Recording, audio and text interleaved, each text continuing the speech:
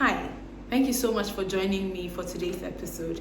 My name is Akesi Oparisafuro, and I am a media practitioner and an events consultant. And from time to time, I offer counseling on lifestyle and relationships. Currently, I am doing this vlog because when I was young, at some point, I needed supervision, I needed oversight, but I didn't have that. Sometimes I would go out and I only wish that somebody would call me and say, come home, but there was nothing like that. So I'm doing this for people who find themselves in this situation and who can pick from my experiences and my failures, successes, and use it for life. So today's message is very simple and straight to the point. It is that miracles do happen. Miracles actually happen. It reminds me of Mariah Carey's song that says, there can be miracles when you believe, though hope is frail, it's hard to kill, and you can't kill hope, Who knows what miracles you can achieve when you believe, somehow you will. You will when you believe. Yeah. If only you believe, it will happen, okay?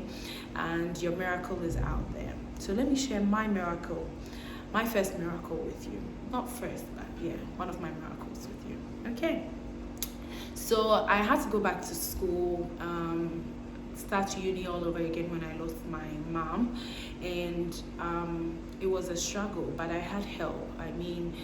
At the time, my mom's friends, church people, I can never say my story without Mr. Magnus Nunu. I intentionally mentioned your name and left others out because another day I will tell their story.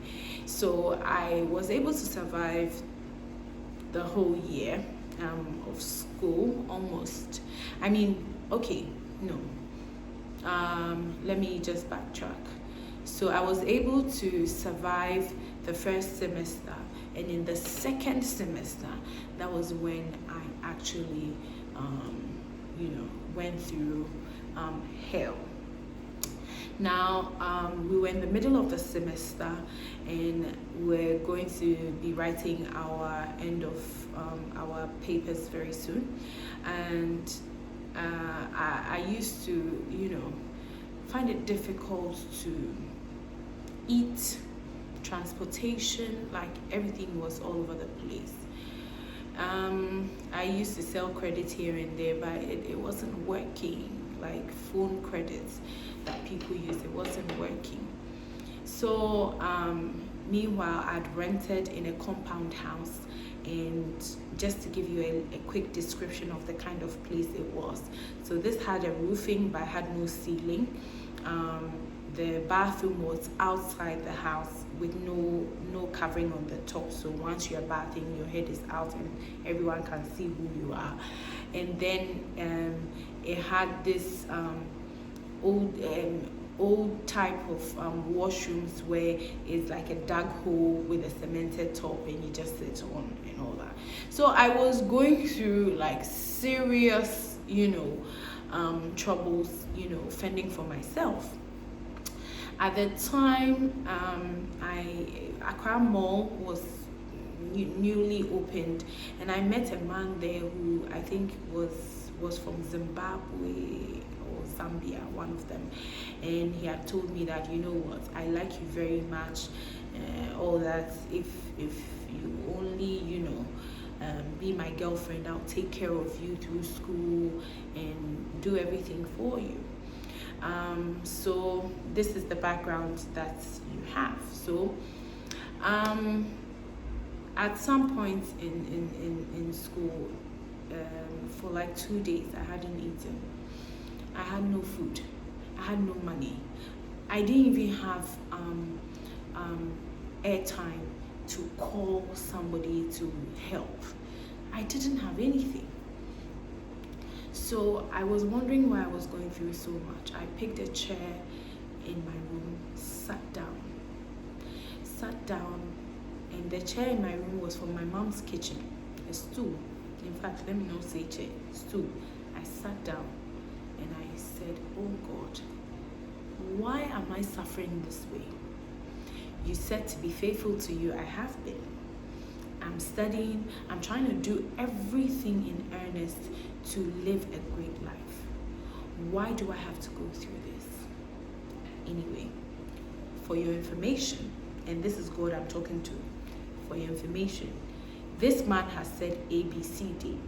And if you don't take care of me or find a way to take me out of this hunger, this strife, this low life, I'm going to give myself to this man and he'll take care of me. So if you want, then that's fine. So I prayed this, I slept, I cried through the sleep and whatever. A few days later, as if you and I know that God likes these challenges, I don't even know what it was. I got a call from my auntie who said to me that, listen, I've been trying to call you for a long time. And I'm like, okay, my phone has been on. Anyway, a friend of mine was coming to Ghana, so I sent her some money to bring to you. Now she's leaving tomorrow. And so she said she's going to return the money because she hasn't also heard from you. I said, please give me her details and I will try and get to her as soon as possible. So she gives me details, and this place is in Dawenya. So where I lived or had rented was in Dawenya because my campus was in Mutual, Central University. And so the woman says that I'm in Odoko, so find your way there. I said, okay. So I go to my next door neighbor and ask for a loan of 10 cedis. I need 10 cedis to go to Odoko. When I come back, I'll return it. The woman said, okay. So she gave me the money and then I found my way to Odoko. My dear friends, I go to the woman's place and she was very polite, nice and everything. She gave me an envelope that my auntie had given to her for me. She says, oh, open this and count it. My intention was just to walk away with the money, not to go and count anything and be like, oh, I'm so and so here. Like it's not up to what she said she's giving me. But my auntie didn't even tell me how much the money was. So she says, you have to count it. I said, okay. So I opened this envelope and guess what? Hard currency pound sterling. I had never experienced that before. 20-pound notes. I kept on counting.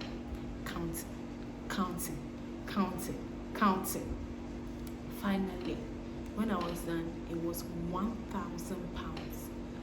1,000 pounds, my friends. And I didn't even notice that whilst I was counting the money, I was crying and peeing on myself at the same time. I was so happy, confused, grateful, everything at the same time.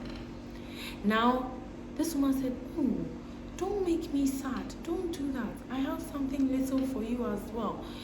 Your mom was my friend, etc., etc. She pulls another envelope, gives it to me, 250 pounds.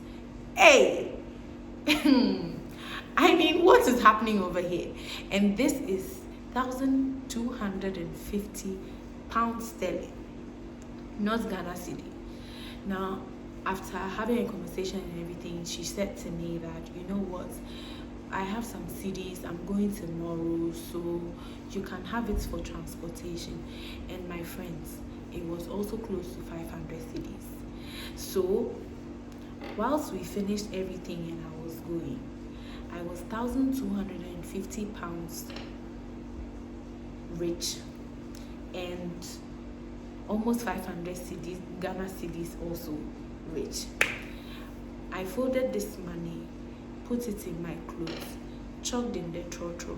I didn't even want to give off that I had that amount of money on me. I was even scared.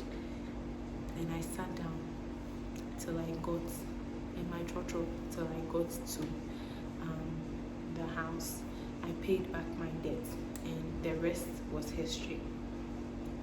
Now, the message here is that things can turn around so quickly, especially when it's the most toughest, the most hardest times. Things can just turn around and you will be shocked. And I just pray that in these times where there's difficulty, there's bad news all around, sometimes it doesn't even look like there's light at the end of the tunnel. I'm just praying, pleading to you, don't give up. Just have a small amount of hope that there will be a breakthrough, there will be a miracle that will come your way. Just believe and it will happen. It has happened for me many times.